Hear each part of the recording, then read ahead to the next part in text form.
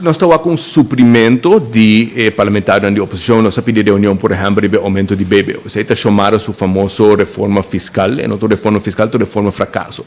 Chamando o único ministro que quer que passe a lei em dezembro e implemente em janeiro. Donando nenhum gente, nenhum para tempo para implementar a lei. Então, é bem de maneira que era assim, claro que não está bem louco. Se novembro 2020 você acaba com o mestre bem que a lei de BTW, vamos passar a lei em dezembro e espero que o comércio também implemente. Vamos a Airways aqui. É um desastre natural de nosso país, uma ameaça grande para a nossa indústria turística. Ano passado, o ministro Arens também disse não tem um business case para fazer ele privado. Nós não podemos privatizar a Airways, o governo mesmo está para que placa bem. Nós não usamos com nem Web, nem Elmar, aunque não tem monopólio, não tem placa para invertir em Airways aqui. Nós temos que começar de um plano de fase. Cada ano tem que 16 milhões e depois 5 anos chega a 60 milhões.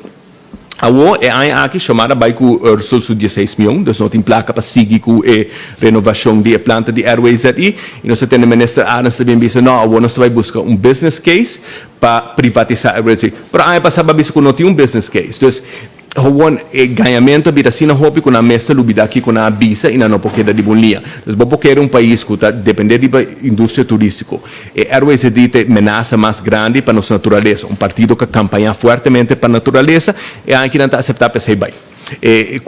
Tem toda sorte de problemas de cuidado de anciano e adulto maior na mesa está incrivelmente desapontado.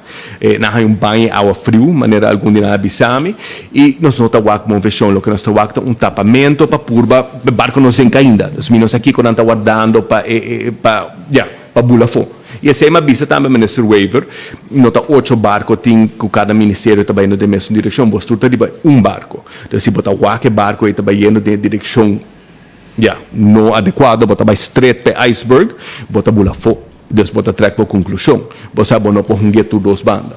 Well, você vai pendiente e você está clapa, ação 21 da clapa eleição. Absolutamente. Desde dezembro 2021 acaba, nós temos um emergency plan para a campanha.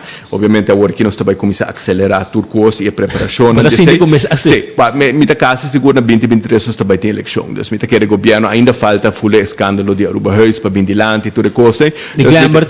Bom, pensei, um sinfim de escândalo. Nós não estamos seguros, mas comecei com outro ano, nós temos eleição outra vez.